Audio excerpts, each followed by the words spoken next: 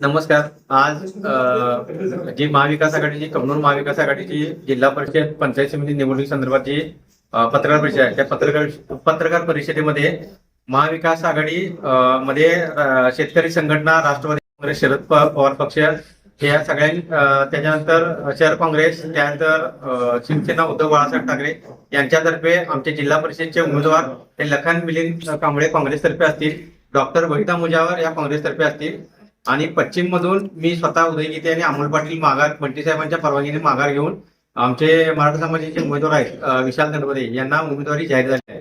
तर आज एकंदरीत या निवडणुकीच्या निमित्ताने मी कमनूरच्या ग्रामस्थांना एवढंच आश्वासन करतो की 5 फेब्रुवारीला मतदान करण्यापूर्वी जे आता आमच्या विरोधात भाजपचे उमेदवार आहेत आणि भाजपचे जे नेते आहेत, ज्येष्ठ नेते गावातील आणि आमदार आहेत, त्यांनी गेल्या मागच्या 10 वर्षामध्ये जी काही आश्वासन दिल्यात म्हणजे जलजीवनच्या बाबतीत असू दे, घनकचऱ्याच्या बाबतीत असू दे, नगर परिषदच्या बाबतीत असू दे किंवा नळ कनेक्शनच्या बाबतीत असू दे, त्यांनी प्रॉपर्टी कार्डच्या बाबतीत असू दे, त्यांनी कोणता प्रश्न गेल्या 5 ते 10 वर्षात सोडवला याचा एकदा विचार करावा. आणि यांची जी भूमिका, सोयीस्कर भूमिका आव्हाड यांच्या बद्दल आहे, ग्रामपंचायत इलेक्शनला एकमेकाविरोधात, जलजीवनच्या वेळेला वेगळी भांडणं, हे सगळ्याचा विचार सारासार करावा जनतेनं. आणि आमचा अजेंडा हा विकासाभूमिक असणार आहे. जो प्रश्न दुनियाचा आहे आणि त्याच्यावर तोडगा काढण्याचं काम आमचं पॅनल करेल, आमचे उमेदवार करतील, याची मला ग्वाही आहे.